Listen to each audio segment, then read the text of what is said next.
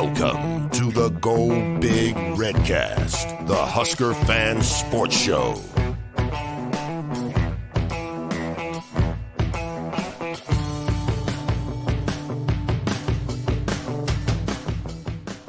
Welcome to the Go Big Redcast. I'm your host, David Gaspers, and I'm with Honky. I just want to give a big shout out to the alma mater, Scotas. Had a great time. Thanks to Taylor Dahl and everyone there. Got to meet some former teachers of ours. Mac and I got the tour on Friday, and then we even went and watched the victory Friday night at Aquinas. So go Rocks. No luck from the Shamrocks to the Huskers, though, eh, Honk? No, it ended on Friday night for us with the victories. All right. Also with Boomer. Well, I just think it's pretty handy that we can rerun last year's episode after the Illinois game, and it'll just slide right in, and I don't think anyone will notice. This is a real time saver for us all. That's right. After these hot takes, it's just a repeat. Yep. The best of the Redcast. Pretty nice. Also with Redcast Rob. Well, since Nebraska is a volleyball school, I just want to give a shout out to our women's volleyball team who actually won 9 straight sets against 3 different opponents this weekend, and all in that, they failed to attempt an onside kick. John Cook, he's a wily fellow. Well, guys, it's hard to imagine that we would be at this point one more time, but here we are. Year 5 of Scott Frost, and it's now the 4th time out of those 5 years that we have lost the first game. 2 years in a row, that's week 0. This time we had to be in more dramatic fashion of losing across the Atlantic Ocean in Ireland to Northwestern, but sure enough, we figured out a way to do it one more time. Honk, what are your raw emotions like right now? Well, much like our rushing yards, I imagine we'll have about a quarter of the people watching tonight that we had a week ago. That's probably a good place to start. I think we're going to talk about, and we've already heard a little bit about onsides. That's one play, and it's one play from the game. It's not the only reason that we lost the game. There's a lot of other things that happened. We could have won the game. It wasn't some big mistake prone game. I mean, we played pretty clean. We had one penalty, but man, there's enough things, in addition to a very bizarre call that leave us once again with a less than one score loss, 3 points. It's bizarre. It's add to the list. Yeah, well, we'll take a deeper dive on that. I was listening to Andy Staples' show earlier today, and they had this whole breakdown of the game. It was really, and they spent like 45 minutes talking about it because they're just so like, how does this keep on happening? It's interesting. Like the national media is now being very sympathetic to the Nebraska fans. They're like, this is just not fair to them, right? I mean, sure, maybe they were talking in the 90s, but this is getting out of control, right? And like the theme was like, when does it stop becoming a coincidence, right? Like it's something's up, right? So we'll take a deeper dive into what happened in Northwestern and what we're looking forward to with North Dakota. But let's knock out some of our the business with our sponsors, right, Rob? Yeah. Let's see here. Our first upcoming, or I should say, don't forget to subscribe to Hail Varsity. You can use promo code Redcast to receive $10 off your first year subscription. You just go to hailvarsity.com/subscribe to do that and get a magazine. Also, Alumni Hall has 2 locations in Lincoln, and you can get a fancy Hawaiian shirt like I'm wearing right there, which I will never wear again on game day because I wore it this Saturday. And so they will never see me in that again on game day. But you can go to one of the 2 downtown locations to purchase your own shirt at 1120 P Street. Or Dave, yes, sir. No, just like Alumni Hall can really actually benefit because Husker fans often are very superstitious, and you can't wear the same thing that you suffer a loss in. So I've gone through, like 30 T-shirts the last 4 years. I mean, yeah. We'd love to offer you a discount at Alumni Hall, but you're already getting discounted Husker football. So. All right. And FSC Edge, if you're looking for a new job with a great environment, with a new fantastic building where you're never customer facing and you can wear your Nebraska gear right to work, you can go to jobs@fsc.com and apply there.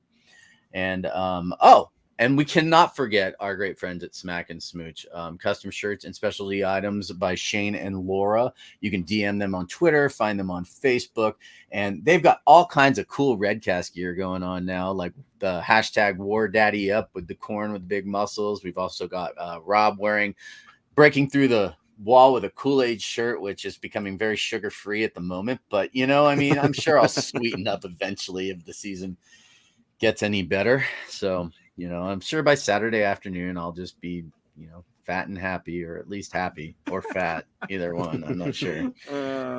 But yeah, thanks to all of our sponsors too, and all of our fans out there. And thanks for joining us tonight. I see we got 10 people watching already. So that's good stuff.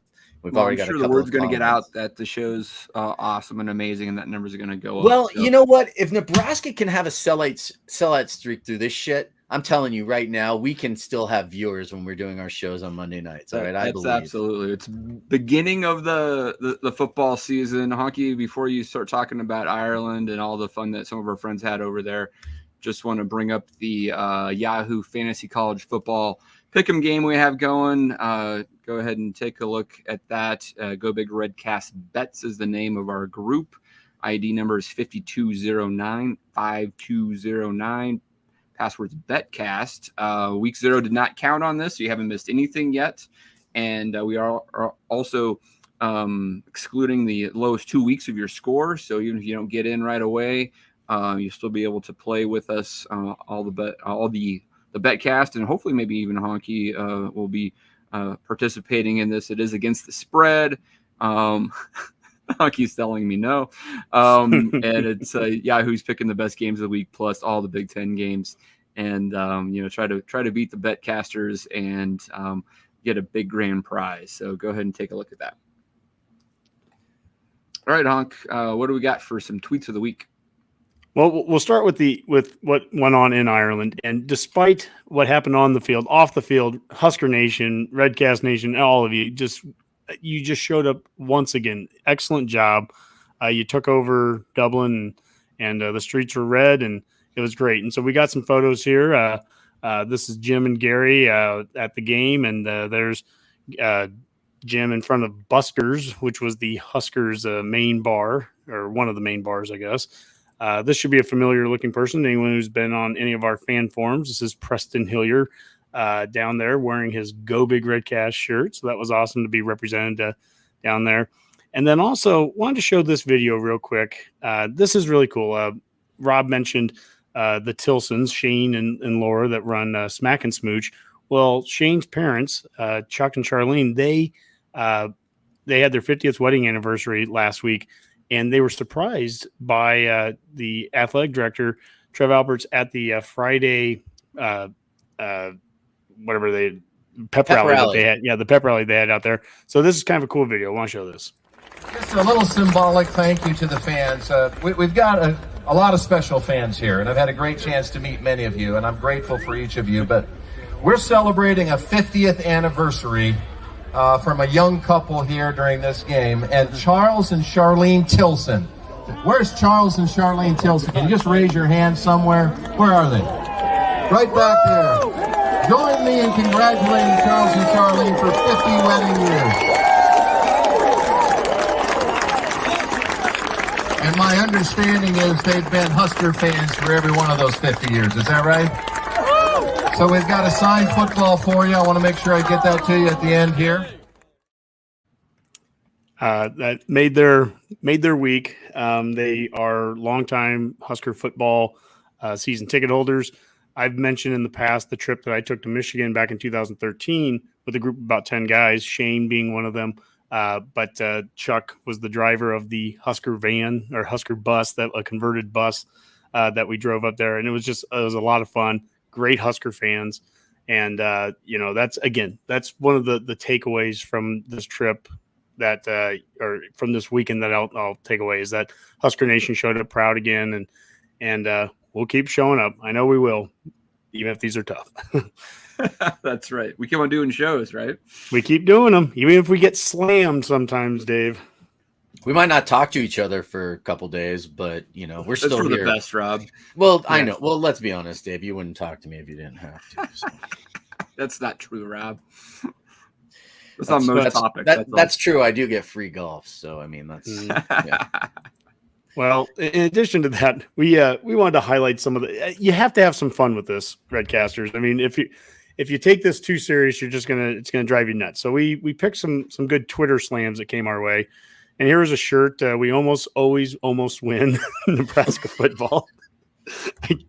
Trying to read through it, and it hurts so much. I actually laugh when I read it. I don't know if that helps. We got just by the Big Sky Conference.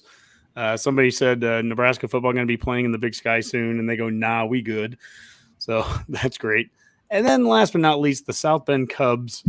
At least we didn't go for an onside kick up 11 in the third quarter. So that was just a little bit of the Twitter that you would have been missing if you were like me. I went radio silent, phone all of Saturday and Sunday, and it was this morning when I got back on and started conversing with the world again. So that's how I. That's at least how I choose to handle my losses. That's good. You're very mature, so I like that. Thank you. You've come a long way, Honky. I was gonna say, since I don't drink really, Honky, except for when I'm with you, I talked about drinking all weekend when I'm with you in 2 weeks. So if that helps anybody, understand my pain. I mean, that's man. Yeah. Yeah. So anyways. Dave. Yeah, so let's head into Scarlet colored glasses and talk all things Huskers football. And then we can talk about the state of the program and this seventh loss in a row. Is that right, Honky? I mean, it's been like 330 some days now since we've experienced a win. It was against Northwestern last year, wasn't it? Northwestern last year in week 5 or whatever it was. Yeah, early October. It's been a very long time. I mentioned the 30 losses under Scott Frost. He's on 15-30. There's our record in 1-score games versus with Scott as head coach. Pretty extraordinary stat there. As the Redcast, we've experienced 40 some losses. So one of these years, this is really going to turn around. We're going to have a lot of fun on this show. And hey, the season is not over. I mean, I've listened to a lot of the local radio as well as the national stuff. I don't know if you guys tried to get a sense of Husker Nation over the last 48 hours. There's some overreaction, but actually I was somewhat proud overall of some of the local radio guys taking a relatively measured approach here. I mean, obviously the conversation of will Scott Frost survive this season or even just get anywhere past October 1st was a conversation du jour today. But I mean, I think there also is some level heads that said that, just one game, you go beat Oklahoma in a few weeks and you're 3-1. That's what you're hoping to be anyway after 4 games. So, there's still a lot to be seen. But Honky, let's just talk a little bit about what we saw there on Saturday, because it did seem a lot like what we would have saw a year ago, where we actually play some pretty good football at times. Offense is explosive. We throw the ball a lot. We can't run. And ultimately, Northwestern plays classic Big Ten football, wears down our defense. That's something we didn't see as much last year, and ultimately pulls out the victory. Yeah, I saw there were positive things, and I didn't see it as mistake-prone, certainly as what the Illinois game was a year ago, where we just couldn't get out of our own way. I mean, we only had 1 penalty for 5 yards. There was some clean football being played from a special team standpoint. Really, overall, I was pretty pleased with the execution. Maybe if I had to even question any execution on any one special teams play, it would actually been maybe the first punt that we didn't catch it like the 6 or 7 and it bounced to the 2. I mean, that's about as close. And I'm getting really nitpicky there because before that kick even happened and Northwestern's around the 50, I'm sitting there with Mac and Jack and Kluver, and I'm just like, watch this. They're going to kick us down to the 2. Just be prepared for it. They're going to kick us to the 2. And they did. But I was proud of how we responded. We didn't go and snap the ball over our head and fumble it in the end zone or get a holding in the end zone and have a safety. We made it through that kind of adversity, and Bushimi got the ball out to the 5. Bushimi kicks it with the out of bounds marker right behind his feet, and he kicks a great kick down to the 50 that is fair cut. I was like, that's a good transition where we didn't blow something up. Real improvement in that regard from a year ago, where if we could find a way to blow it up, especially against Illinois, we did. So there's a lot of really positive things there that I was seeing in those areas, the run pass ratio, which we will definitely hit on here, that's not a run pass ratio for success in this conference. It was 42-31, and that's with 2 of the 31 being sacks. So really, it's 44-29. And we've got to find some kind of happy medium between. I've been saying all offseason, I want mobile QBs, and I thought we have that. And we went, but I don't want 25 carries a game from the quarterback either, right? And we've gone from 25 to basically 1 carry a game. And and I don't think that was a quarterback sneak essentially at the goal line for the touchdown. We need more than that.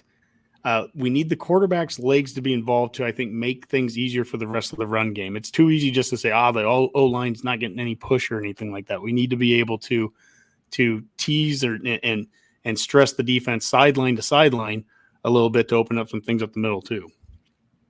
Yeah, we'll get into scoring explosion here in just a second, Hunk. But let's do one more tweet there, the Fitzgerald quote. So let's talk a little bit about that first, and then let's break down that offense, because I've got some questions for you, I guess. So here's a tweet or a quote from Fitzgerald in the post-game presser, I guess, saying, "This was a good test, but we have recent division titles. There was one team on the field today with a championship culture, and in the end, culture prevailed." Ow. I mean, that's Fitz saying that. It's not really his style, but a lot of the Big Ten coaches love to take shots at Scott Frost. They don't like Frost at all. No. It's really interesting, honestly. And we'll talk a little bit more about what Scott said in his press conference here, but it's really interesting to hear that quote, because every time one of these coaches has an opportunity, Boomer, to take a shot at Scott Frost, they do it, and I don't know what that's saying, but it seems really unusual, because in most cases they're pretty cordial with each other. It's a fraternity there, and it doesn't seem like Scott is welcome in the Big Ten one right now.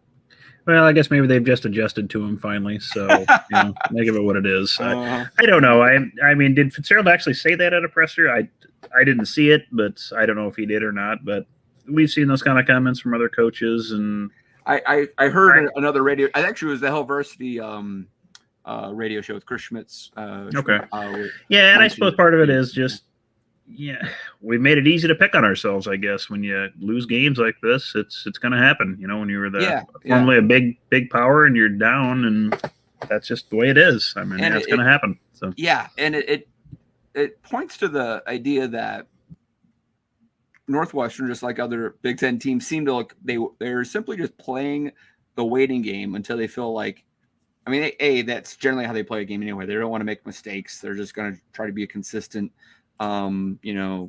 performance. But they also know that Nebraska will likely shoot themselves in the foot at some point, and they're going to take advantage of that. Yeah, and that's kind of the tough thing about it, I think, where if you do want to talk about culture or whatnot, you see the difference between what we've had recently and the Big Ten. It's not like Northwestern didn't make mistakes in that game. They had a fumble. They missed a field goal. Penalties. They had 8 penalties. They had 8 penalties. They had some really dumb play calls at times. They repeatedly set themselves behind schedule by missing first down plays a lot. They dropped balls. They did a lot of things that we did. They don't let those things just completely derail them. We do those things, and we just don't seem to have an answer a lot of times. And they know it seems that way for a lot of games. Those things go off the rails, and we just don't recover from that the way other teams seem to be able to in the Big Ten. So. Yeah. Rob, what were you thinking when you saw the onside kick? Were you like, oh my God? I won't use that kind of language on the show, because I was at a work event. I was walking across the Northern Colorado football field, actually watching it on my phone because I was checking in with a client, and I saw it. And my first thought in my mind was, what the hell is he doing? Like, I thought that we were fixing this because I can honestly say in my 48 years of life, I have seen a lot of football, professional and college, and I've seen a lot of onside kicks, but there's usually like a good scenario for it, right? Like it's the fourth quarter, you're trying to get the ball back because you're down 1 score and you just scored a touchdown. I have never seen a coach kick an onside kick after taking, scoring 2 back-to-back touchdowns, taking an 11-point lead for the second time in the game, and then lining up and kicking an onside kick that wasn't even a very good onside kick, I might add. No, it wasn't. The friend of the show, Brendan Frankie, I'd love to ask him about that sometime. kind of like, why did you kick it to that guy? Because it was nothing like that movie, The Replacement, where he's looking up and down the field looking for the one guy who's scared and kick it to him, right? Like, it was like, I'm guessing when you kick it to a fullback, the one guy on the field that probably has the best hands out of anybody, like, you're not kicking it to the right guy. Yeah, I think he's a captain they kicked it to, even. Right? Yeah, I don't understand it. And maybe it's just me. I've seen a lot of people say that it's just one play. We had a whole quarter and a half to fix it. Well, guess what? In my opinion, they did that. They didn't recover it. And that was like the one moment that this team like needed to just look at themselves and go, oh God, here we go again. Like, it just kind of felt like all the air came out of it. Like, from that point on, in my own head, I was just like, oh my God, they really might lose this game. When it felt like 20 seconds before, I thought they were going to win it. Like, I was just like, they're absolutely going to win. There's a kid that goes to Northern Colorado, Connor Creech. He plays on the basketball team. He's from Hastings, Nebraska, and he was at this event with me, and he's watching with me on the phone, right? He's on the basketball team at UNC. We're standing there BSing, watching the game, and we're like celebrating, high-fiving. I got this like 6'5" kid hugging me in the middle of this large event with 1,500 people there, screaming, yelling at the top of his lungs, "Go Big Red!" And then all of a sudden, like, the language he used after that onside kick is the language I wanted to use tonight. And yeah. I'm sorry, I'm really still not over it. I'm just trying to smile and nod politely. Well, I think some of it is, it's one play, right? And I think that's important. But there's also this thing, momentum in a game. Yep. We had 28 points at that point, 35 minutes into the game. 28 points. You are on track at that point with 25 minutes left. You're on point. We're going to score 38 to 45, probably somewhere in that range. Is kind of the thought. Yeah. And so the idea that, hey, we're doing well. Let's make a really risky play. It's 25% odds that you're gonna get a onside. That's roughly about 25% of them come in. So it's not real good odds. And you're putting your defense in a really bad spot. That had not been successful all day. Hadn't been. There's so many questions I have in my head about it because Coach Frost, I mean, if nothing else, he was at least accountable after the game. He said, that's on me. I called it. I did that. My question, though, is from a coaching staff perspective, is that something that Bill Bush, did he agree with it? Do they have the ability to say, hey, can I veto you here? This isn't the right time to do this. Yeah. Is Eric Shenander over there sitting there saying, hey, I don't want to, coach. Yeah, give me all 80 yards, coach. I can stop when you give me 80, Because Northwestern all game long, Northwestern has shown they made mistakes on first downs. They had penalties at times that put them behind. Force them to go 80 yards. Force them every time to do that. They'll take up a chunk of time too in the process, but force that to happen. And that's all the the time question. You want. We're up 11. We could have stopped them, forced a field goal. From my perspective, earlier in the game. From my perspective, what I don't like seeing is very strange things in football games that you never see anyone else do. That's the things I don't like. If you go back to the Illinois game a year ago, you never see guys run into the end zone to catch a punt and then, throw it out of bounds it just never happens. So those are you don't want to see that stuff. You don't want to see 30 yards of penalties on one play like we had last year where you intercepted a ball, but no, now you've hit the quarterback and then you taunt them and then they get, first downs. Those are weird moments in games where it's like only us, right? I can't think of a time I've seen someone choose to kick an onside up 11, 5 minutes into the second half. I just don't get it. I don't get it. Even if we landed on it, I don't get it. And that's not revisionist. I'm not looking back on that now and saying that. I wish I had the guys. I wish Mac was sitting here with me right now.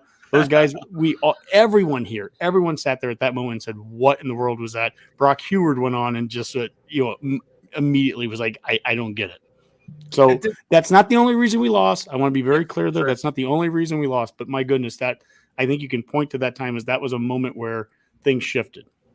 Did that feel like the clipboard moment, like from the Illinois game last year, where he's like, oh, they lined up in a weird front, took the clipboard, started calling the offense, right? It's like all of a sudden this onside kick felt like a clipboard moment with Bill Bush, where he's like, let me do this on special teams. I know what I'm doing. It's possible. I kind of wondered that. I wonder if he felt like, when Northwestern went for it on 4th and short, when everyone said they probably shouldn't have and succeeded, it's almost like he took that as a challenge. They're showing they want to win, so I have to do the same. I mean, I don't know. That's such a bizarre choice. I still don't understand it. Risk days later. I seriously, I never lose sleep whenever this team loses. Like, I just don't. No, I don't. I haven't like, slept good in 2 days. Dude, I'm a Raiders fan. I've said this. Like, I've seen so many losses in the last 20 years. Like, it doesn't faze me as much. I go through the stages of Kubler-Ross's, like, death and dying, like, faster than anybody when it comes to football. But I seriously woke up, like, I had to get up in the middle of the night and move out to the couch because I was tossing and turning so much on Saturday night into Sunday. And I never do that. And this might be the first time I can say that Nebraska football has really made me lose sleep the day after the game, not the excitement because I got up at 6 a.m. the day of the game. I was so excited. I woke up, I was like, it's football, baby. Yeah. And I woke up on Sunday and I was like, I never want to watch another game again in my life. Well, we've probably beaten the onside kick well enough. Yes, so did Northwestern. It wasn't successful during the game, and we can let it go. But it definitely might be something that we'll look back at the end of this season and really see if it ends up being a signature moment in the Scott Frost era. Let's turn our attention to the offense and tackle the scoring explosion, where we talk about all things Husker offense. And Honky, you started to mention this earlier, but the run pass ratio here was something I really wanted to talk to you more about, because obviously, I was listening to a lot of radio today, and I don't think anybody's quite hit on it the way I saw it, in the sense that we started throwing the ball right off the bat very successfully. And we've had this debate on the show. Is Whipple going to be a pass first guy or not? Sure looked like he's a pass first guy, but it was successful initially, right? Very successful. But you had a lot of time to practice those plays that were scripted and execute them at a high level, and we sure did that. And even through the first half, we had a pretty effective pass offense.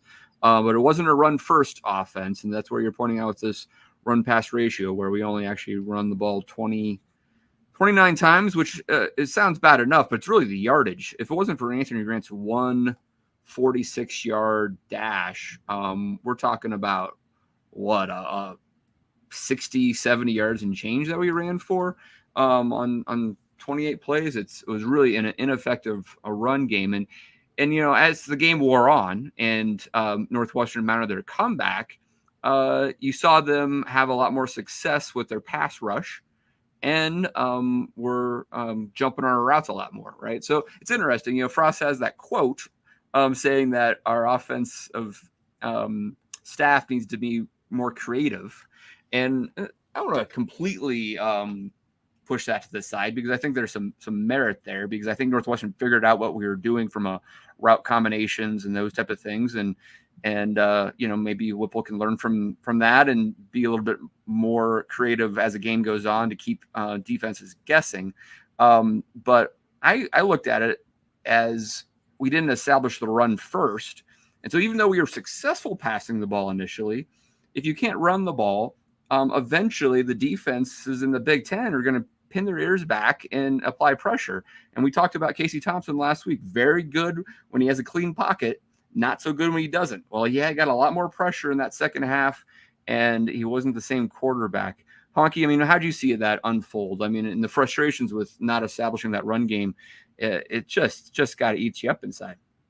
Well, I've been told for a long time you have to be able to throw the ball downfield and have a good passing game to open up the run. And I'll say that's bullshit from day one all along the way.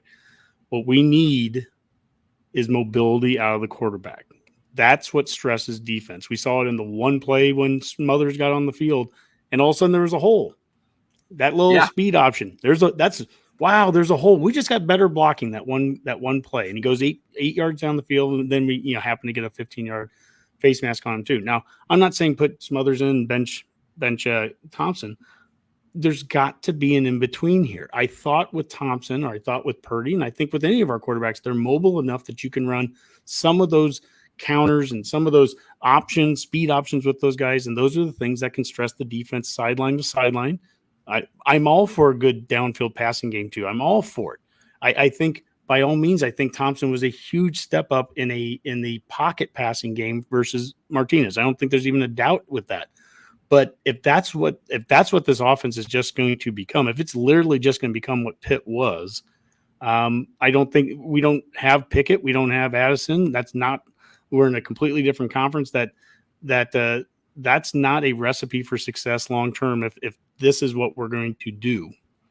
So I don't disagree with you about the running quarterback. I think it does stress the defense. We've seen that under Scott Frost and other coaches for decades here at Nebraska. But a lot of the Big Ten doesn't deploy a mobile quarterback per se. Ryan Helinski wasn't a mobile quarterback. Northwestern ran for 200 plus yards and had 5 yards of carry. They had 2 good running backs. There was holes to run through. They were effective just handing the ball off and effectively running the ball. And so, we were hoping to see an offensive line that was better at run blocking, that was more aggressive, and against a Northwestern defensive front that was relatively inexperienced. I think they had 1 or 2 guys back, but most of their returning starters on the defense was in their secondary. They really didn't get any line push, right? So I totally see what you're saying, but just breaking down the game, how do we get a better push from that offensive line against? Rob Zaska would tell you got to get lower. It always starts with the low man wins. I don't disagree there. We also, Wisconsin, Iowa, Minnesota, Illinois. Those are a lot of teams right now. They're not going to have real mobile QBs either. Nope. They're also going to throw 2 tight ends, 3 tight ends, real fullbacks out there. Yeah. It's a different style. This, if we're going to run this style of shotgun spread, 4 wide receivers out there. Number one, we better be good blocking with our wide receivers. And there's a couple plays. There's a good one where Grant gets around the outside, and one of our wide receivers doesn't have a very good block, and that's the guy that pushes them out of bounds instead of Grant having a much longer run. Better have really good blocking wide receivers if you're going to run that style. That's a different looking style than when Iowa goes out there with double tights and triple tights and my gosh, we'll play Minnesota and they'll put 7 linemen on the field. So that's one way that they counter it. So it's not just as simple as saying, hey, just get a more mobile QB out there. But in our case, the style of offense that we're going to run with the shotgun and spread, I like the mobile QB with it. There are gaps that are created by that spreading them out. I think it's become so oversimplified. Like we just didn't push the other team the way they pushed us. And it's like, man, there's so many times we're either outnumbered or somebody's missing the block or whatever it is. But it's also very, to use Frost's words, I don't think he should say it. I think he should say that to his staff that we need to be more creative, because I think it comes off very wrong in a press conference and becomes a quote that gets used against him. But he's not wrong. It wasn't creative. It's shotgun, hike, here we go, handoff, done. How many option motions did we see in the backfield? How many times did you see guys coming across, even if they were fakes? How many times did we ever pull the quarterback and actually run? I don't want 25 carries out of my quarterback, but the quarterback has to be a threat to run to take the eyes of the defense too. Yeah. And it never happened. I saw one RPO, I think, and KCB would have kept it, would have went for a mile. And I thought they didn't, they weren't scared of him at all. That's what I thought this offense on day one was going to be, with the marrying of some of the Frost and the Whipple stuff. So I think that Frost was getting frustrated by that. There was the 3rd and 2 that they handed the ball off to Grant and he didn't get it. And if Casey keeps it, he has 5 yards walking. That's what I'm thinking about. Yep. Okay. So Frost is frustrated. All right. I get it. But again, what are the conversations that none of us, by the way, are privy to? None of us fans have any idea. What are the conversations that Frost and Whipple have had all offseason? Because if that's the offense this is what Whipple ran. So, there's no shocker there. This is Pitt's offense.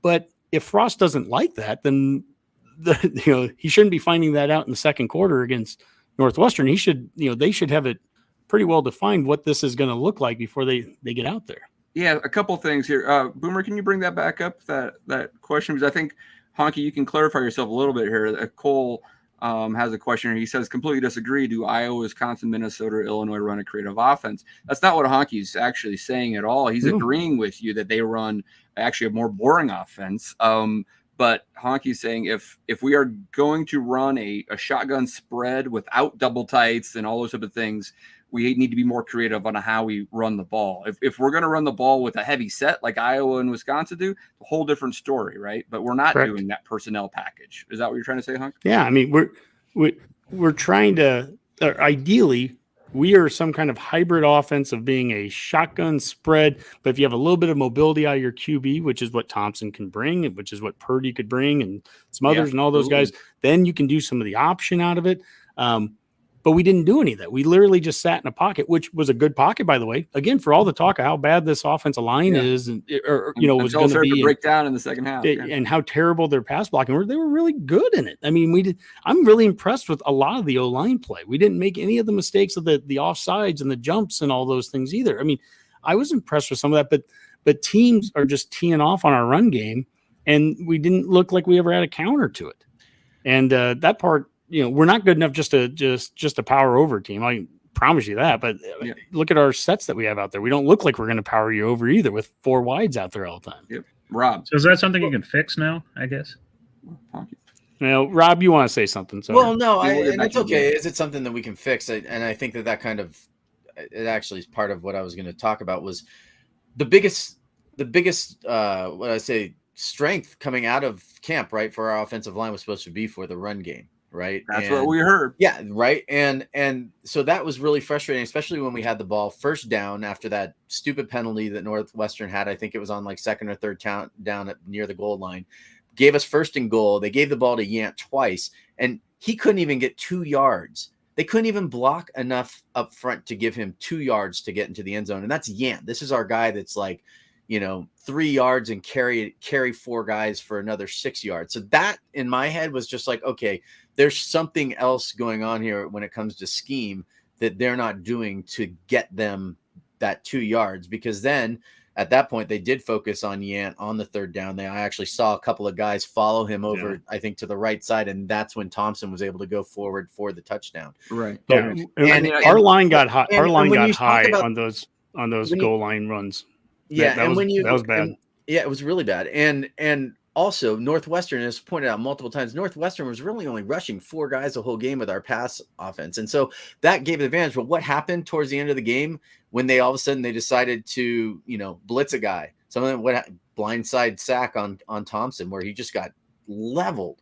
And because and it was right past Prohaska, or God, I can never say his name. Prohaska, right? It just went right behind him. Almost like stepped on his heel as he was running by just to, throw an injury to insult, and, he just missed the guy completely, so I don't know. I mean, they need to fix it. Hopefully these next Rob, 2 weeks. Boomer to your question, Rob doesn't think so, at least right now. No, I want to see it. I think what your answer to Boomer's question is that you need to, if you're going to run the formations we're running, you need to have the mobile quarterback to open things up. Otherwise, you need to change your entire philosophy and go with heavier sets and actually really try to just man up and bowl them over. Yeah. Well, at the very least, we know no matter what, you need to be able to run the football in this league. I mean, I keep hearing about Purdue as some outlier, but if Purdue is what we're shooting for as the model of success, even that is already we're at fault for saying that. But this is 44 passes to 29 rushes being called. This isn't even close to 50-50, and this is in a game that we had a double-digit lead a couple times. So it's not like we were coming from behind and had to throw the ball all the time. I mean, that is not a recipe for success. It's a perfect running situation.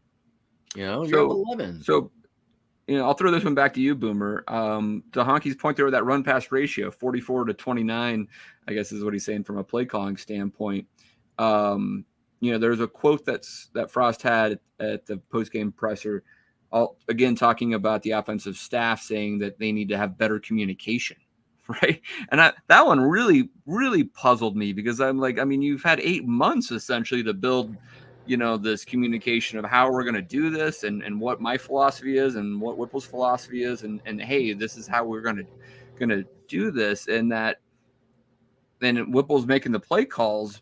I mean, where's a miscommunication going on? The coordination wasn't well enough going into the game one is got to be a concern, right?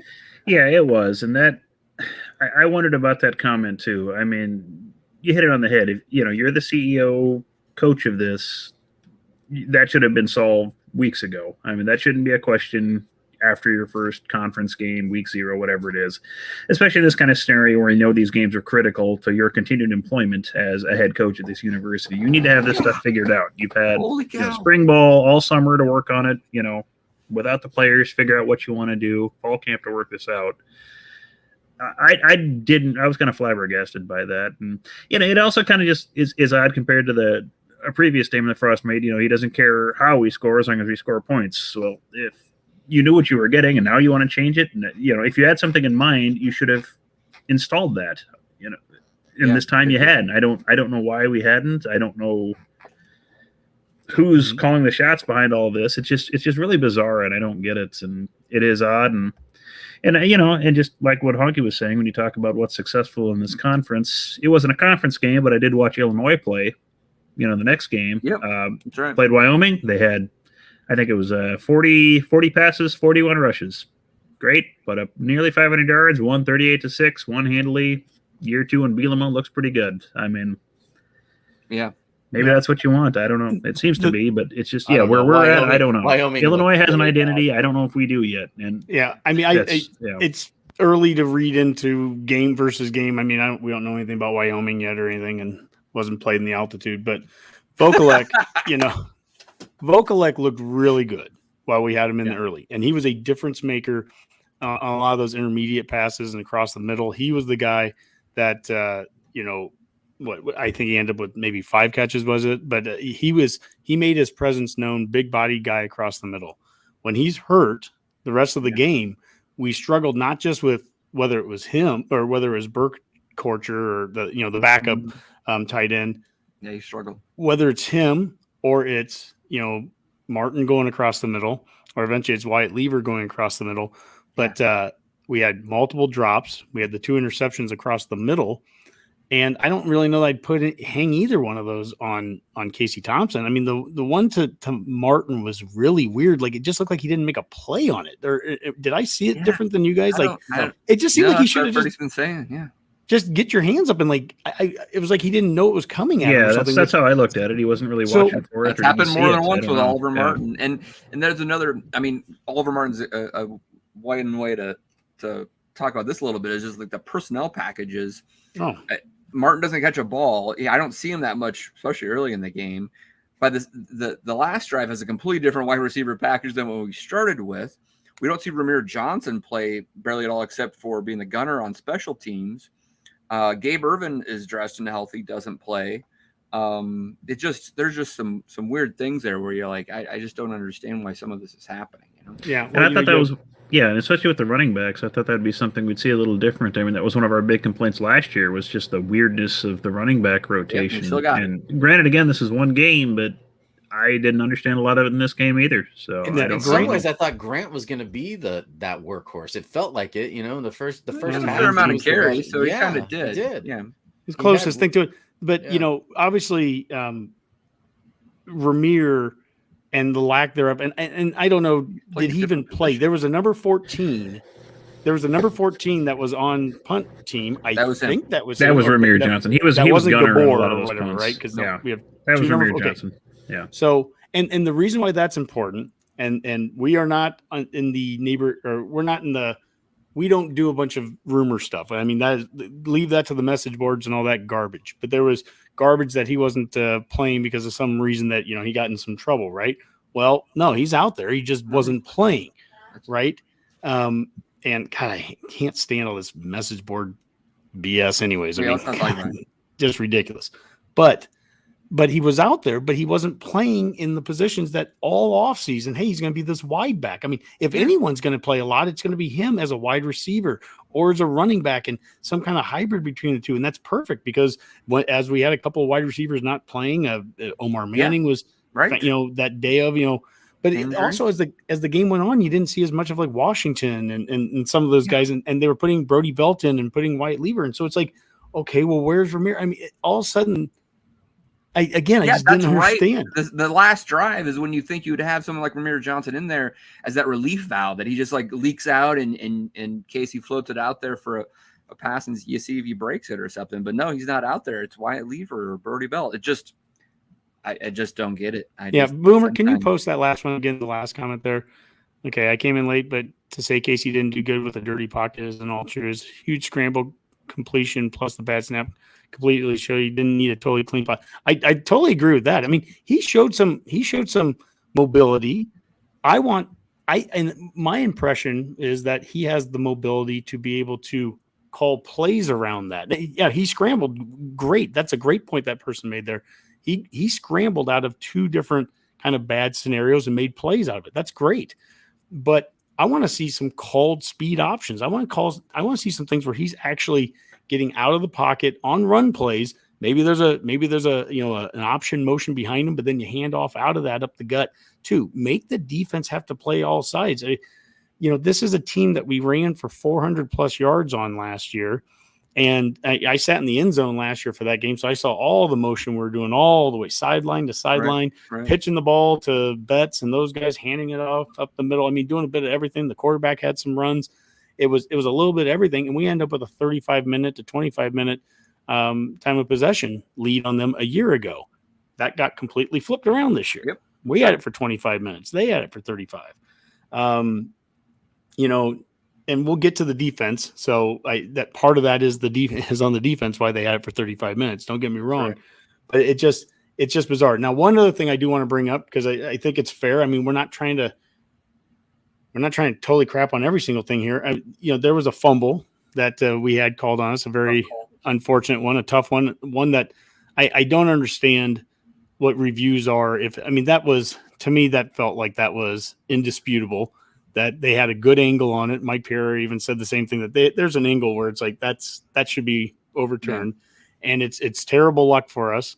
But again, I was proud of the team at times early on where that didn't destroy them right there at that time. When they kicked us down to our 2-yard line, it didn't destroy us at that time. So there's some resilience that maybe a year ago, same thing happens to us, and we collapse right there then and there. I didn't see that this game. Fortunately, it just makes it all the more bizarre why we did the onside, because I felt like we had control over emotions and over the game and everything, and then that one play, we just didn't seem like we were the same team again afterwards. Yeah, I hear you. And to the comment about Casey Thompson good under pressure, I'm not saying he wasn't good under pressure. He was good enough to win the game. We did not lose because of Casey Thompson, but after that throw that he made where he scrambled and connected for 59 yards or whatever, he was 6 of 14 with 2 picks, and I think he got sacked twice. It just was a different offense after that. And it was a different receiving core again after that too, with Vokalek out, and then some other. And if I was Casey, I would be getting frustrated at times. I was throwing, he's throwing the ball to some guys and hitting them in the hands, and it's bouncing off. Absolutely. Borg Kircher, had one bounce off his hands, and certainly, the 2 interceptions, like we said, were questionable ones that could have just been caught. So he's sitting there, it's not about putting the blame on one guy, and we're not sitting here saying, oh, bench this dude and bench that. It's just, how do we make him more effective? And to me, I guess, and maybe I'm just totally seeing it wrong, but if he's just going to sit in a pocket for 45 times a game, it just seems like we're wasting some of the talent that I was hoping we'd get out of having Casey. I figured that Casey would be able to do some things with his legs. Again, I'm never calling for 25 carries a game out of the quarterback like we were getting out of Martinez. We would get him killed too. That's not what we're looking for, but just there's that mobility that I think can make him even more dangerous. And that's what I'd like to see. There was a comment too from Ken about, when all of our linemen are 6'6" and taller, it's hard for those old linemen to get under, to get low, to get that leverage. That's very true. Go back and watch the talk I had with Rob Zaska, and I flat out asked him about that with like Benhart. Benhart's 6'9", and can you just move him to guard like some people were saying all offseason? That seemed weird to have a 6'9" guard. Now, he brought up a great point about, and I'm already forgetting the guy's name, but he was a tackle for us like about 10 years ago. He's from Hastings. No, he was from Hastings, and he was a 6'9" guy, and they moved him into guard, and he actually played some in the pros. Totally going blank on his name, but it's not impossible. But it just, if leverage is the thing, you want big tall dudes on the outside, and then you want squattier guards and centers in the middle. That tends to be what your line is built with. But I overall, I think there's things you can do to help the line in some of those situations. And we did one play with Smothers out there running that speed option. And funny how he just found the hole, right? Found the hole and went through it pretty clean and got about 8 yards.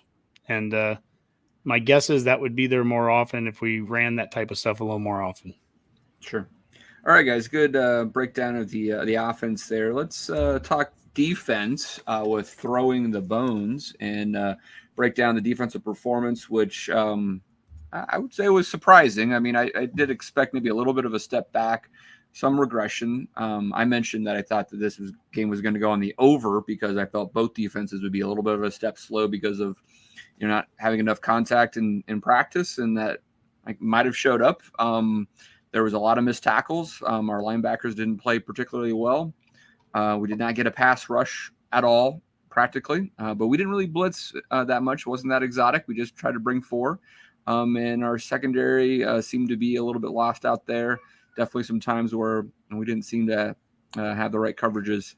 And Northwestern, a really bad offense last year. It was well in the hundreds as a national ranking, dropped 528 yards on us.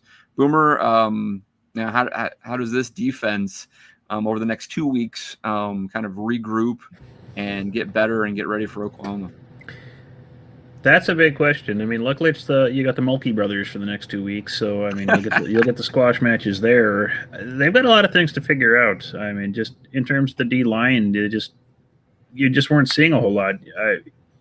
We're sure we weren't blitzing a whole lot. I don't know. Yeah, couldn't stop the run either, though. Yeah, so what the thought process was behind not blitzing if you're trying to save stuff for later games. But again, at some point you can't be saving things because every game is very, very important at this stage in your career. So you really shouldn't be playing too close to the vest here, and just weren't getting anything. And like I said earlier, it wasn't like Northwestern was doing some exotic blitz package. They had mostly were just rushing their front forward, occasionally throwing somebody in, and then they eventually did start getting pressure on that. We never did.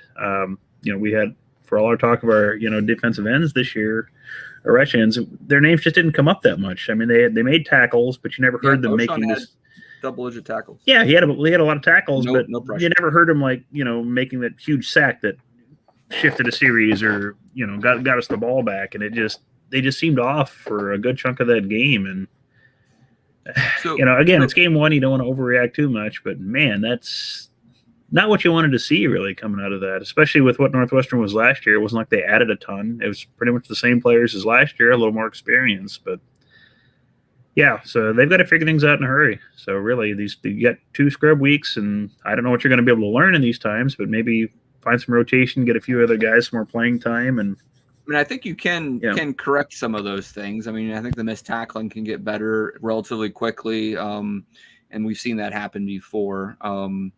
And you can scheme a pass rush if you have to. It didn't seem like Chins thought he was going to have to, and didn't seem to even switch that up.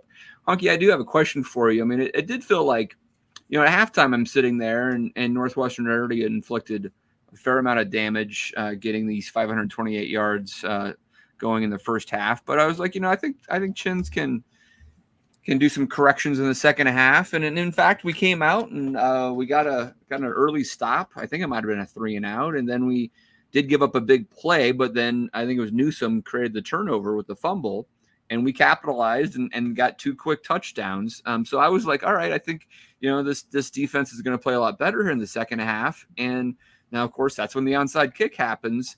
I would love to have seen what happened if that defense had 80 yards to defend that drive, because it felt like they were figuring some stuff out. But do you feel like ultimately they just got worn down on the 85 plays because, they just got tired and there was not enough depth? Or did Northwestern continue to tweak things and we just didn't react well enough over the course of the whole game to stop them? Because that 520 yards is a lot. Yeah, they definitely got worn down as the game went on. Now, is that because we didn't have enough depth, or we just didn't play as the depth that we had? I mean, there's guys that, we could have put in there for a drive here or there, linebackers, but we really kind of stuck with Henrich and Reimers for most of that game. I don't know how many backup snaps we got to. I never saw Snodgrass out there. Never saw Malga Clements, I don't think, playing linebacker. If I did, or if you guys saw him, correct me. Hausman was out there. Was Hausman out there? He was out there quite a bit in the second half. Besides, okay. I have to watch some of that a little more closely there. I just, so obviously some of that rotation, I know on the D-line, I was watching a lot of D-line stuff is what I was really paying attention to. And so they were trying to do some rotation there. Where I saw some of the struggles, and I'm curious, we ran a lot of zone defense there, and you see some of the communication gaps and errors. We saw it in the second quarter touchdown that they threw, where it's just two guys kind of handing somebody off from one zone next. Don't one guy misses it, and the dude's wide open. And we were replacing three guys in the secondary, three guys that had a lot of experience. We talked about that last week, Dave. I asked you that question, would this be, is that a concern? And you go, it probably shouldn't be against Northwestern. We'll worry about that later. Those Northwestern wide receivers are not playing the NFL, guys. I'm telling you. And they're running open.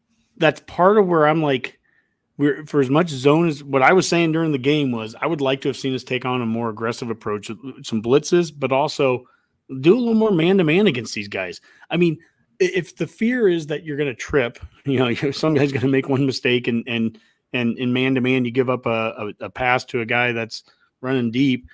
Well, we had the same thing happening in zone with guys just were miscommunicating zones there.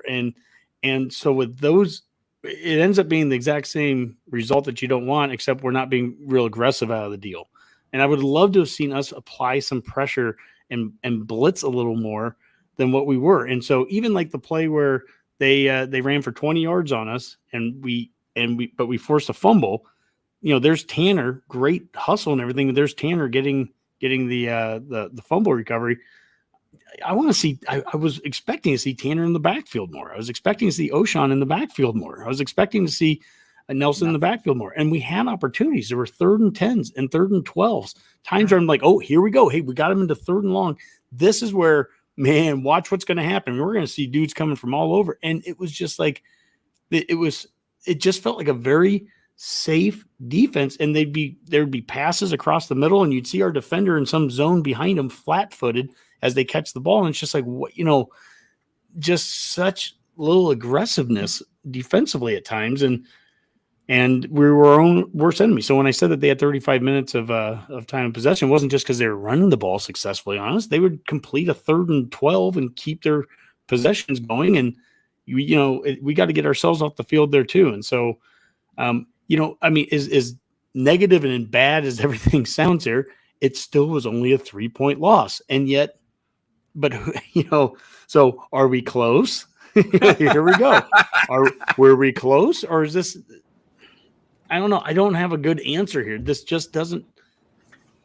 We couldn't afford to lose this game, and now we really are in position where you've got to win. This is where it feels like Illinois last year. Now you've got to. I remember saying coming back from there, we've got to make up for an Illinois loss by going out and winning a game that we weren't supposed to. We've got to win some games now that maybe we weren't supposed to. We've got to catch up. Yeah, just from a perception and momentum, Oklahoma is the obvious game that you would be the makeup. But let's hypothetically say you win the next 2 games. Mm-hmm. You lose versus Oklahoma, and you're 2-2. But then you have, I believe, Indiana, Rutgers, and Purdue. Yep. And then Purdue, right? And you could argue those are all 3 games that you could win. I'm not clearly saying it's not going to be easy, but those are 3 winnable games. Now you're looking at a 5-2, and to Boomer's point, this whole time, if we would have front loaded all of our wins up front, that's not going to be successful either. So you're sitting at 5-2 with 5 to go, and if you pull off a couple upsets, and you finish 7-5, and you beat Wisconsin or something, maybe people think that's enough. I don't know. Well, what I've said, for me, the non-negotiable is we've got to be going into November competing to win the West, going into November. And so we're 0-1 right now in the West already. We're 0-1 in conference. I mean, you damn near, we better be hitting some stride after the Oklahoma game when we play Indiana, Purdue, Rutgers, Illinois. I mean, we have got to win. Damn near all 4 of them. Oklahoma, you have to win all 4, don't you? I mean, if you want to be in line for competing for the West title, you got to win all 4 of those. Oklahoma's one. Oklahoma's one thing, we lose to Oklahoma. You win those other ones, you're 6-2 at the 8-game point. And 4-1. If you're 6-2 and you're 4-1 in conference, at least we are competing for the West at that point as you get into November. If we're losing games to, I don't care any one of those, Rutgers, Illinois, it just doesn't even matter.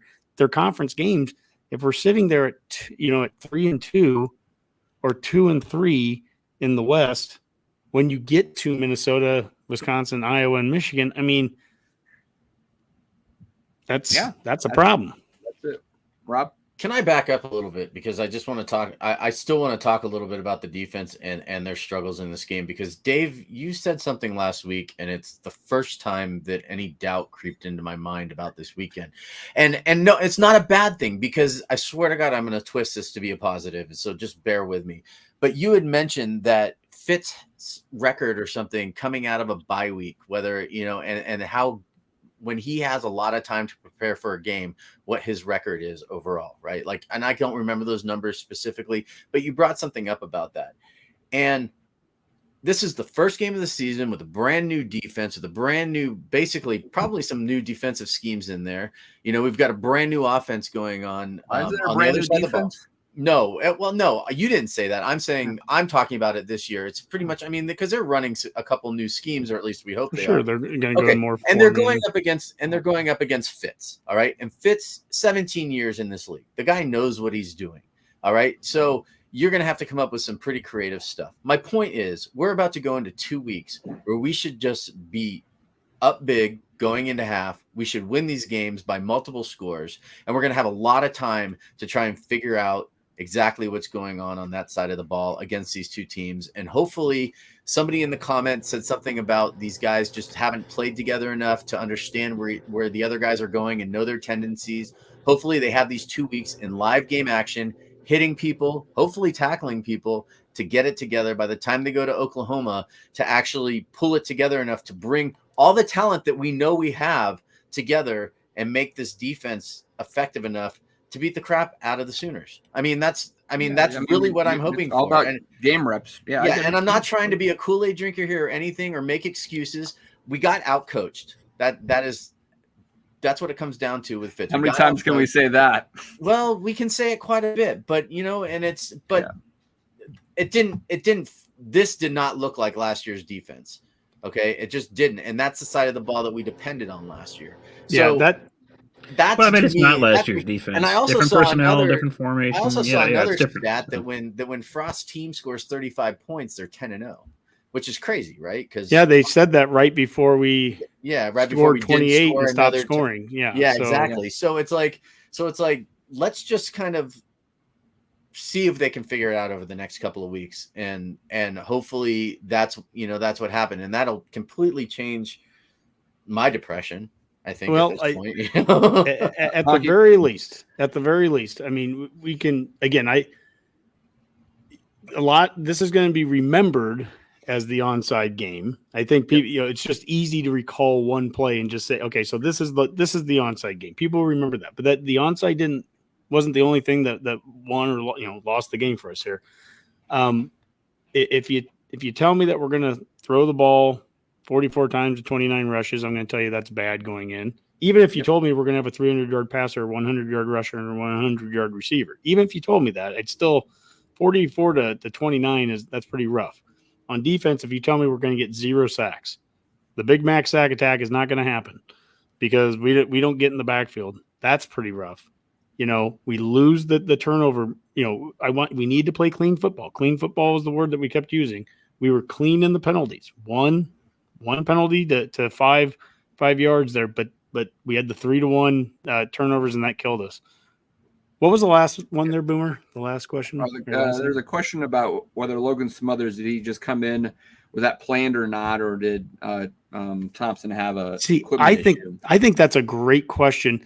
And so, I was sitting there with Jack and those guys, and they bring Smothers in. And if you remember, the last play prior to that drive for us, the last offensive play was the interception, and Thompson made a tackle. And so, Smothers is coming on the field, and I'm like, whoa, what's wrong? And Jack's like, well, I wonder if Smothers got hurt on that tackle. Immediately Thompson got hurt on the tackle. Right. If Thompson got hurt on the tackle, and immediately, your fears go to the worst spot, and then he comes on the next play, and it's like, oh no, they must have just wanted to at least mix it up. But then again, that leads to questions like, is that something that Whipple just willingly, hey, this is the time to put Thompson on the field and run one, or is this Frost saying, hey, I want you running this? I don't know. I don't know how well they're, Frost said he wants a more creative offense. Is he trying to insert his creativity. I don't know. Yeah, they need to ask that at the press conference tomorrow. I mean, was that a planned thing? Was it an equipment issue? Was it just Thompson needed to do something quick? Injury perspective, we likely will get a very vague answer because they don't say anything. But several of the posts right there that you just did, Boomer, were saying, hey, Casey's injured. His thumb got hurt. I've heard it all on the radio today. Yeah, there was a lot of talk I have of that. no inside information whatsoever, guys. That they're like, oh, I literally heard that after he made the scramble and throw that him and Trey Palmer did a high five and it looked awkward. And they're if you want to break it down frame by frame later, maybe we can do that if you're bored. Redcast. You can't high five a guy and not injure your thumb. I mean, that's ridiculous. So I have no idea. That wouldn't be the most recent Nebraska thing ever to have a quarterback hurt his thumb on a high five. I mean, that would just be Maybe it was the tackle. I don't know. But it did feel like he had a couple of throws where he did miss, where he clearly made earlier. But he also was under more pressure in the second half, and that has nothing to do with the thumb. So we're going to find out next week, what he looks like. And if he's really injured, you would think and it's a thumb and it just needs some rest, you wouldn't play him that much, or if at all. Mm-hmm. So I once broke an Apple Watch doing a high five, so I know those things can be dangerous.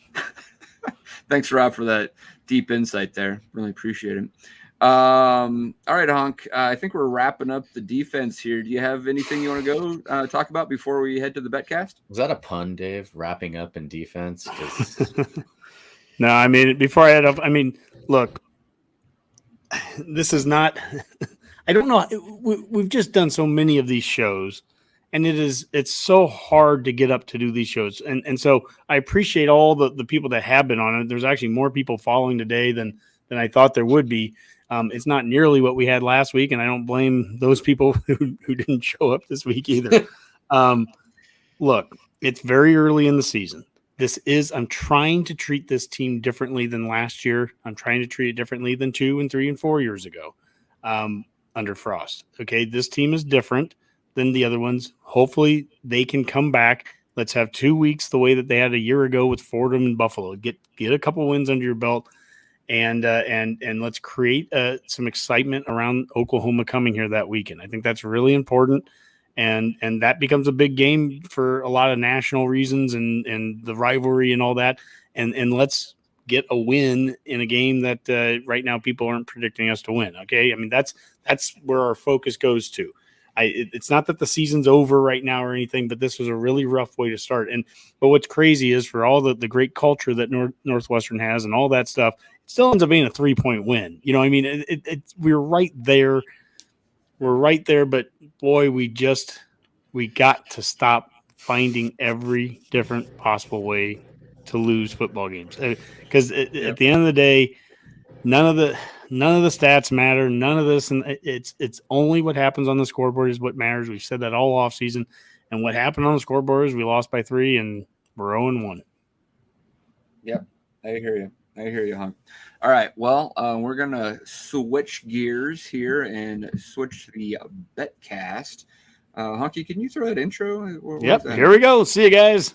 The Betcast Picks of the Week. Awesome. Producer Skip having a little bit of fun there.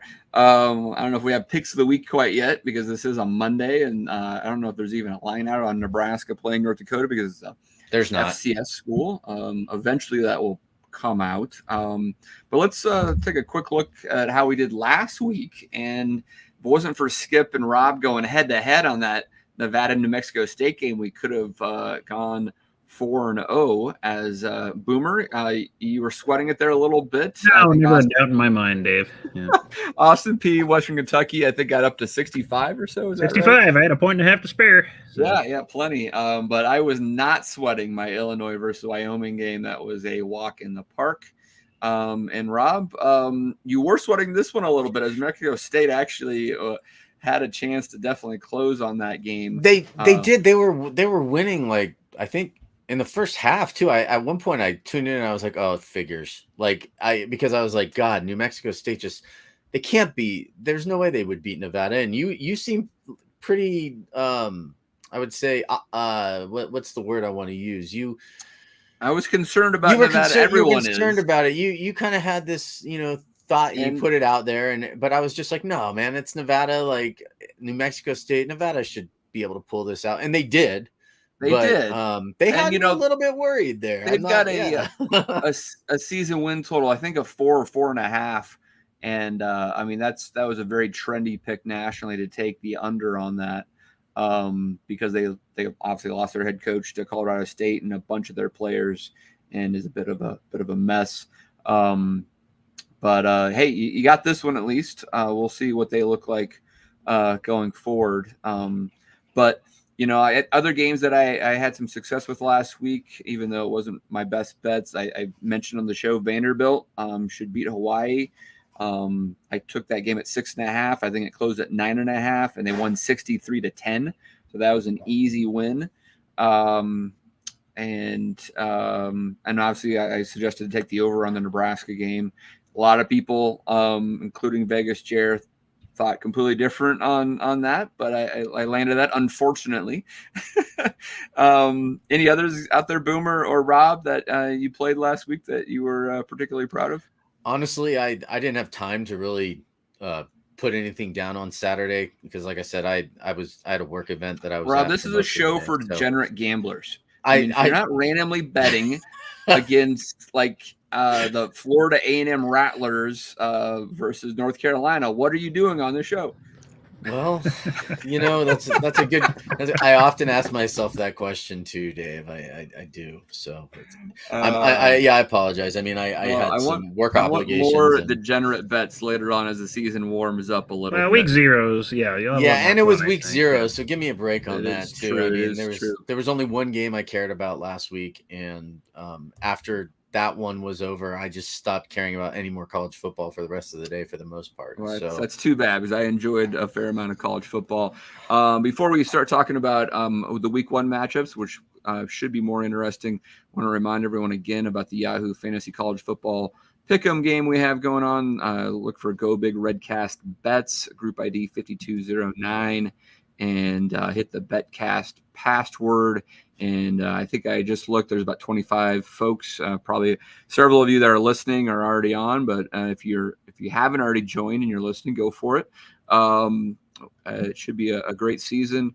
And the winner, hopefully, if they want to, could be on a fan forum sometime in the future as a reward for taking home the grand prize. That's unless one of the Redcasters actually takes home first, and then we I don't know what we get to do. We'll just do a random draw for who gets to come on, and they can talk to Honky, because that it would be a punishment if they had to talk to me. So last place has to talk to Rob on a show. Yeah, last place has to do a lunch cast with me, and I get to ask all the questions.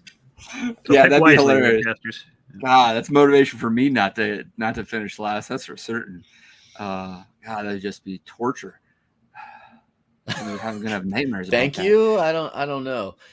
Yeah, well, I could come. It would give me an excuse to come down to Denver. We could play golf, and we could just do StreamYard from the golf cart. That'd be cool. We do have some new equipment that we're going to use on our big media day when we're at the Georgia Southern game, and we could potentially do a golf course Redcast. But I could figure like, that Dave, out. you don't want to use your 5-iron here. You definitely could use a different one, because that's definitely happened before. All right, well, let's start talking about some games here. And we don't have any graphics up unless Boomer, you want to bring anything up. But I think as we go forward, we'll try to get a little more technology here on the YouTube screen so we can see some of the games. We're not picking any games here. We're just kind of highlight maybe a few that we might be interested in. And there's a lot of games all week. It's Labor Day weekend, right? So we start on Thursday night. Got games on Friday, Saturday. I think there's even one on Sunday, and then on Monday night, right? I mean, we just got college football for 4 or 5 straight days. One of the early ones that I've got my eye on from a betting perspective is Mark Whipple's old crew, Pittsburgh, is a 7.5-point favorites versus the Mountaineers of West Virginia at home. That's a revisit of the backyard brawl, right, Boomer? That's correct, Dave. Yeah, one of the great rivalries out there. I don't know, do they play for a trophy of some sort with that, or they just get a couch? They just light a couch on fire. Yeah. Well, I think it should be a fun game to watch. Pat Narduzzi might completely, have that Pitt offense running the ball about 80 times a game. That's what he likes to do. That's why him and Whip separated. So we'll see where that goes. But I kind of like Pitt to cover that. I think Pitt could be once again relatively good this year. And the other one I'm looking for on a Thursday night is the Big Ten matchup: Penn State versus Purdue. We got Penn State on the road in West Lafayette, 3.5-point favorites, total of 53.5. Any thoughts on that, guys? Well, yeah, that was kind of it. Oh, go ahead, Rob. Yeah. Oh, I was just going to say, I think this game will be interesting to me from the perspective that I really want to see who Purdue is as a team right now. And I know, again, it's only week 1, so it'll be different. But Penn State, you kind of always know who they are, right? Like, you know who they're going to be, what kind of offense they run, what kind of defense they usually always have. So it'll be interesting to me to see who Purdue is as a team this year and what their offense is going to look like, because they did lose quite a few guys, I think, on the offensive side. And, they're going to be an interesting team to me. A 3.5-point spread seems to say to me in a lot of ways, too, that people are a little bit higher on them than I expect, because there's people that are pretty high on Penn State this year, thinking that they're not going to be the 6-6 team that they were last year. Right. So it'd be interesting to me. I mean, this would be probably like not going to touch it with a big 10-foot pole, I think, pick of the week. It's a hard one to read. I agree, Rob. Yeah, it is. And especially because if that's the way Vegas is feeling about it, what do they know? Because usually a game like this, you see it going in, and even though it's a Big Ten game, you'll see like a 7.5, maybe, 8.5. Naturally, or think spread. Penn State would be a bigger favorite. At least like a full touchdown lead, and they're not. So that's interesting. Yeah. Well, I think that, I'm going to watch that one closely. Even the money line's not that confident. It's only plus 145 for Purdue right now. So, yep. Other Friday night Big Ten game is that those New Mexico State Aggies already with the game underneath their belt is taking on Minnesota. Huge line there, Minnesota 36.5. That's a lot for Minnesota. Yeah, that was one of the ones I was keeping an eye on. That's an awful lot of points for a Gophers team that doesn't tend to go crazy and completely blow teams out. I'll be interested to see what they do. New Mexico State has a game under their belt. Minnesota's got that offensive coordinator coming back. I can't remember his name. The guy that was there a couple of years ago. And Soraka. Soraka. And you've got Tanner Morgan, I think his 9th year veteran there. And Mo Ibrahim is back. He's on his second contract, I think. Yeah, exactly. He got a good extension last year. So that's just a lot of points for the Gophers.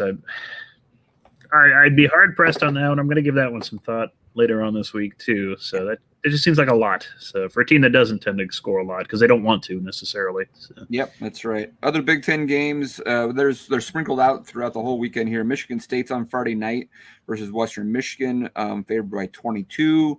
But the one that's more interesting is an actual Big Ten matchup, and Illinois. Yes.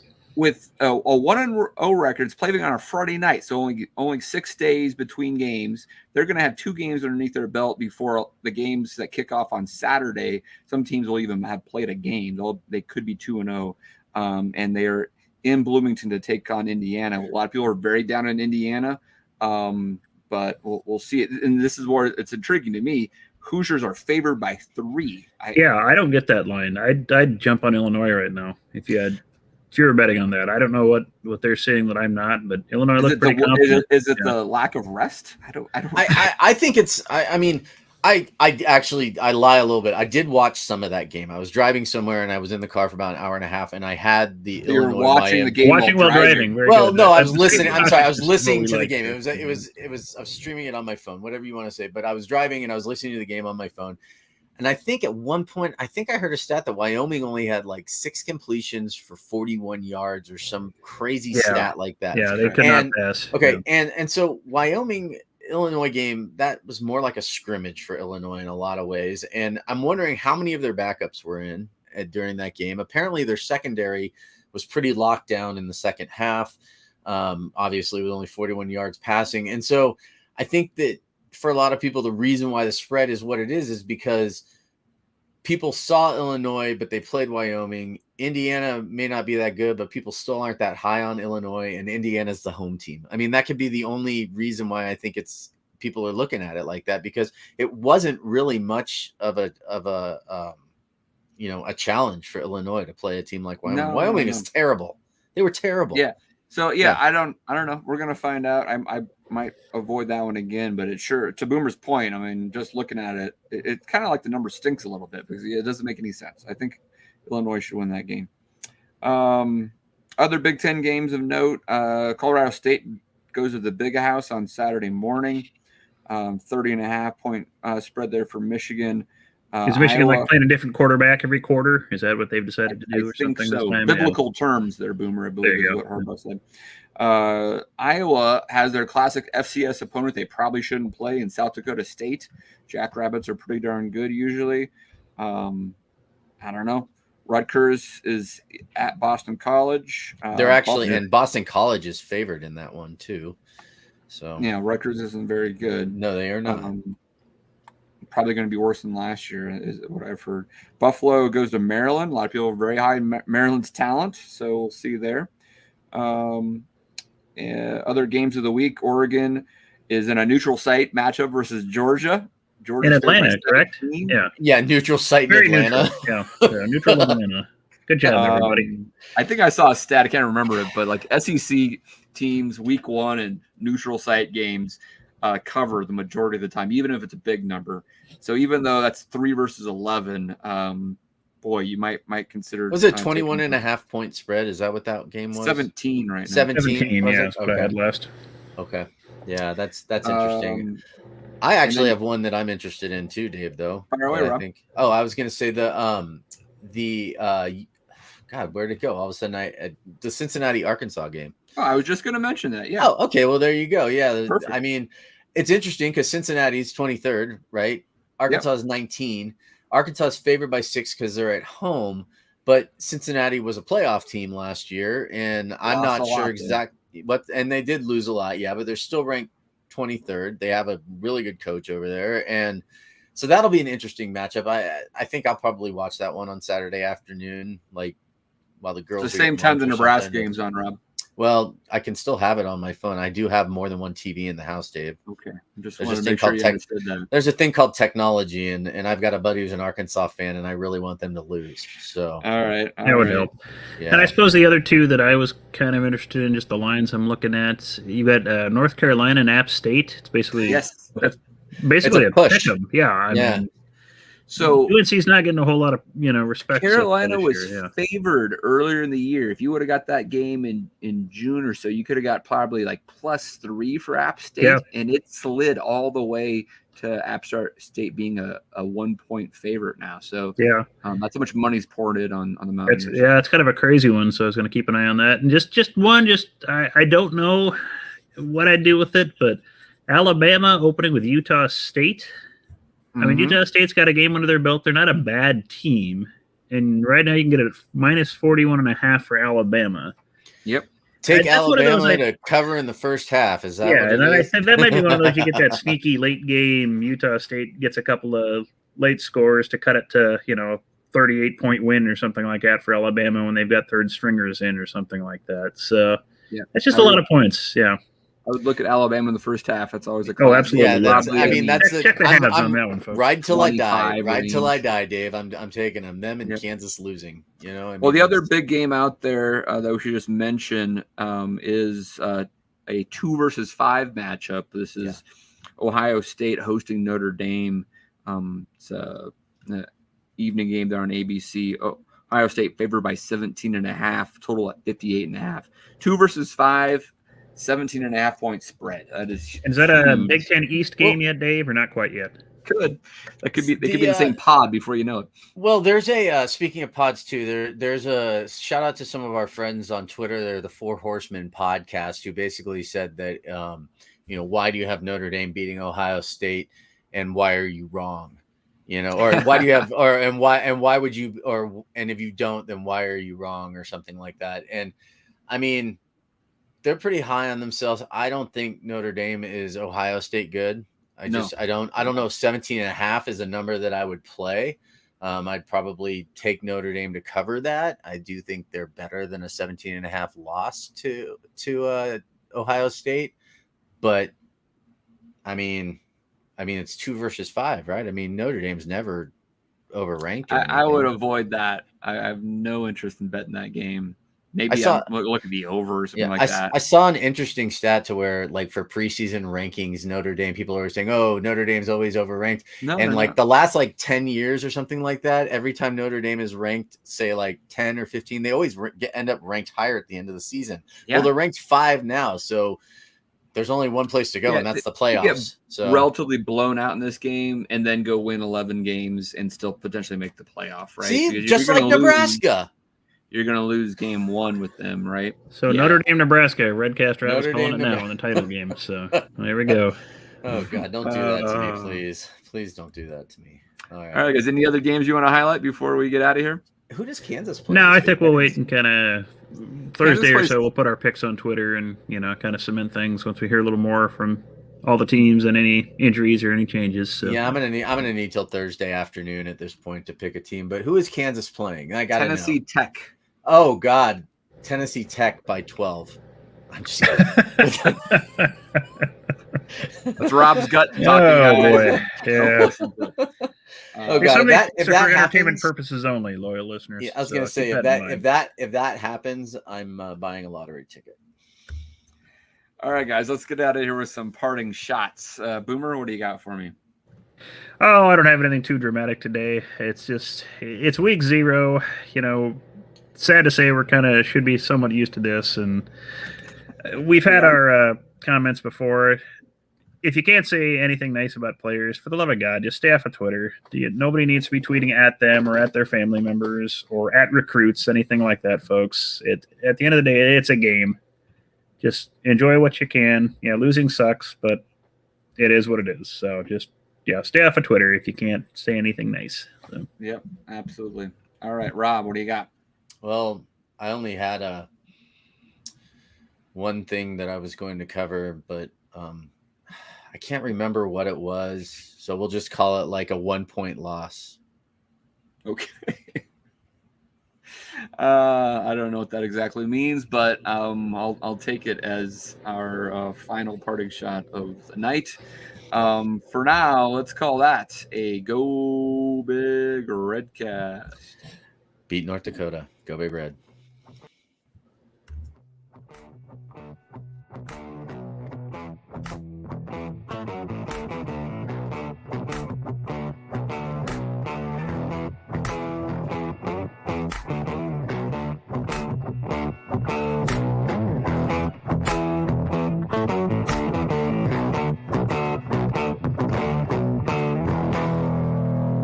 A Huda Media Production.